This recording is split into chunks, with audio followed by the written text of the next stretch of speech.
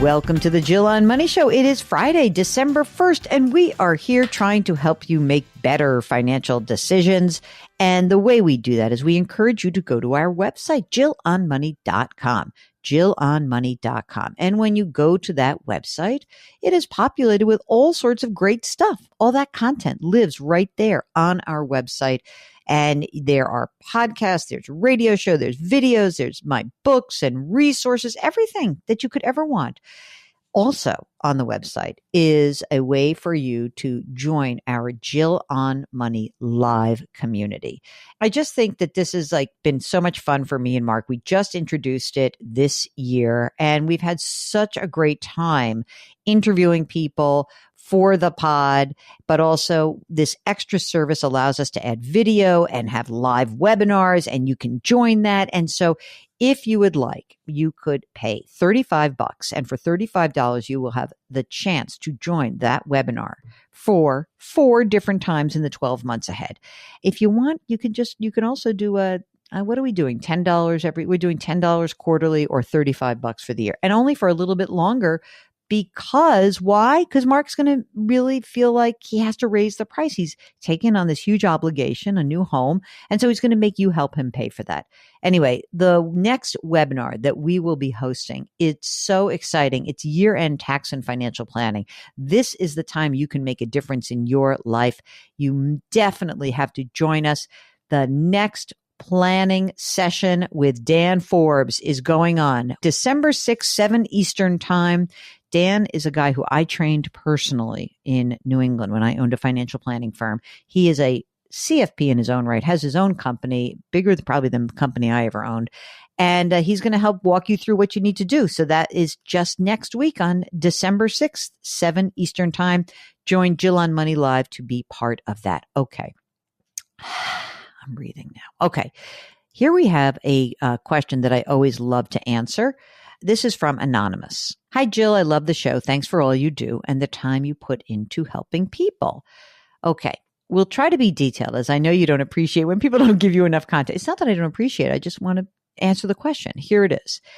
Should I be seeking financial help? My wife and I are 37 and 34 respectively. We've got 2 kids under the age of 3. Our retirement accounts are worth around $1 million. That's pretty good, 37 and 34. Wow. They fully fund Roth IRA and a 403B at work. Wife is not working until the kids get into grade school. She may even not work at that point, to be determined. They've got $1 million on a mortgage at 5.625%, which they bought over the summer. So the house is worth $2 million. They got $1 million mortgage at 5.625. They've been able to fully fund kids' education plans in the last 2 years, $30,000 per kid. They want to do that until they're 5 or 6 years old. Okay. This summer, we moved into this new home. We upgraded our cars. They had a second kid. They paid a lot of money. I previously started a brokerage account in 21 to act as a bridge to my retirement, as I do not want to work until I'm allowed to gain access to my retirement accounts. I sold all of my assets in the summer of 22 at a loss. I got nervous with the market. I thought it was better to use the funds to pay down the mortgage. 2.875%. You'll yell at me, I know. Mark, you hear my, that hurts. What's done is done. It's done is done. Let's move on. Okay, positive. Here's a good way to look at it. I've got a whole bunch of capital losses to offset on tax returns going forward in future years. So that's good. Okay. He made this decision. It was a bad decision. Okay, he knows it. Now that things are settled and stable and they're ready to kind of start all over again. Here's the nut of this question. I have a financial background through my education, but I do work in sports now. I'm wondering if we should hire a financial professional to work with us and act as a guardrail to selling, or when you're worried in the uncertain world. Is this something we could take on our own again, but also avoid the fees after expenses, retirement contributions?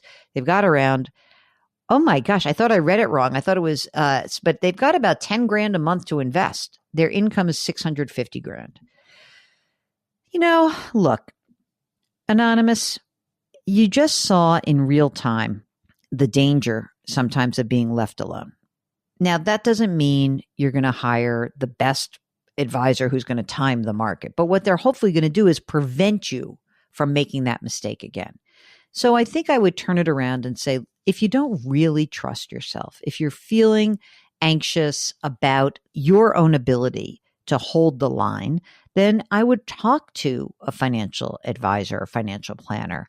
It's not to say that even if you had even a robo-advisor, if you opened up an account and you went to, any of the big firms and they have robo-advisors, like whether that is, Schwab or Fidelity or Vanguard or Betterment, any of those places, right?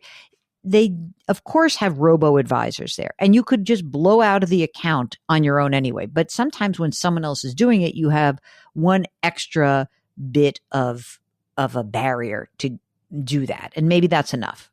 Okay. But if it's not, then I would perhaps talk to an advisor and think about this. You have a lot of money. You're making a lot of money. Maybe there's a way for you to be thinking about your life in a different way. I think that one person who I used when I was in the business, it's already, 15, 18 years ago. And one guy said to me, I hire you and I pay the fee so that I don't blow up myself. And maybe that's really what you would be doing also. So anonymous, I say, let's go talk to somebody and let's at least get some information for you. Okay. I hope that helps. Okay. This next question is from Benjamin, whose subject is retiring without Social Security or pension. Okay. Hello, Jill and Mark. Thank you for your service. I'm a new listener following you for the last year. I love the content. I'm 47. My wife is 40. I work at a big university. My wife works for the state. Our employers do not participate in Social Security programs. That sometimes happens when you work for municipalities. So they're not going to have Social Security income when they retire. They also don't have any pensions. This is funny. He says, when I listen to your programs, you put so much emphasis, and rightly so, on Social Security income and pension. I had this concern for a few years, even before listening to you, and I even fell for a substandard annuity insurance project, which I got out of after the first year. Oh my God, he paid a $14,000 surrender fee. Okay. I would love to hear from you some steps that a family with no retirement income in the future should take now for planning for retirement. So they're in their 40s. They're going to work for at least 18 years. Their salaries together, $200,000. My retirement account is worth about $330,000. This is pre-tax. My wife's is worth $80,000. We recently started a Roth IRA together that has $11,000. And they also started the Roth 457 has $8,000. So, first of all, I just want to put this in perspective. The fact that you have these retirement accounts, and so you have the old 401k, but then you're putting new money into a 457 plan and a 403b, all of this, these are smart things you should be doing. Okay. So that's absolutely right on. Okay. Next, they also started to fully fund their HSAs this year. In the non-retirement account, they've got $70,000 in brokerage accounts, $40,000 in high yield savings account, $14,000 in checking. The house, oh, Mark, you're going to love this. It's worth $650,000, $450,000 mortgage, 2.85% 30-year fixed rate mortgage. Wow. Okay, that's pretty great. So they invest 25% in employer retirement funds, including the employer contributions, about 3/4 equities and 1/4 target date. Started putting $22,000 in Roth, hope to max out the Roth IRA. All this is happening. It's all great. Okay. They need about $7,000 a month to live comfortably, which includes their mortgage payment. They've got a 12-year-old. They don't have a 529 plan. They're going to cash flow his studies if and when required. He will receive a free education if he chooses our state school. Oh, that's kind of nice. I would say state school. So here are the questions. Are we on track to retire in 18 years? Should we do anything differently? Since we invest heavily in retirement accounts, we may have little funds to invest in more brokerage accounts. Is that okay? Since we don't have Social Security, how do we plan for retirement? My retirement account is with TIAA. I also have the Fidelity option. My wife's funds are with Fidelity. Okay. They've got everything in place, insurance, estate documents. Great. Here's the thing. You're putting away a ton of money. You are looks like to me you're on track to retire in 18 years, give or take. We'll see how things go. But yeah, I think that seems right. If you're putting a lot of money away into retirement accounts, it's okay not to have so much money in brokerage. At some point, you may make a different decision. Let's see like where the kid ends up in college. Maybe you'll have different cash flow needs. I'd love it if you could beef up some of your non-retirement accounts, only because if you say 18 years, you'll have a period of time there where maybe you'll want access to money that's already been taxed. Don't worry about TIAA. TIAA is great. However, there's one thing that you should do differently. Mark wants to pop in on this. Mark, you're not thrilled with the distribution of their monies when he said 75% equities, 25% in target date funds. Why are you so mad at him for that? No, I'm not mad, but I just think it's probably a bit redundant. I'm assuming that target date fund right now is comprised mostly of stocks. So right now, everything is probably in stocks. Probably use a bit more exposure, given their ages, give a bit more exposure to some sort of fixed income. Yeah. And listen, TIAA has a gorgeous fixed account. So I would not change your account to Fidelity. I think TIAA is a very good company. I do think I agree with Mark that maybe what I might do is say 75% equities, 25% in fixed income. And you might want to just use that in the TIAA plan. So I think that that'll do it for you. I don't think you should worry. It's not, you're not in a situation where something terrible is happening. It's all good. It sounds like you're really rocking and rolling. Fantastic. Okay. This is a question from Diane. I enjoy your podcast. I've learned so much. I would like to know if I have enough money to retire. Mark, this is the most prevalent question that we field every single day. Diane's 60. She's going to work another 5 years. She makes 135 grand. She's got she has $956,000 in a traditional IRA, 60 grand in a Roth IRA. She contributes 10%, 20 grand in the bank, 40 grand in a brokerage, which includes her emergency fund. Her Social Security at age 6, don't give me 65, ladies and gentlemen. Well, I don't care about 65. Full retirement age and age 70. That's what I want to know. At 67 is $40,800. She wants 5 grand a month after taxes.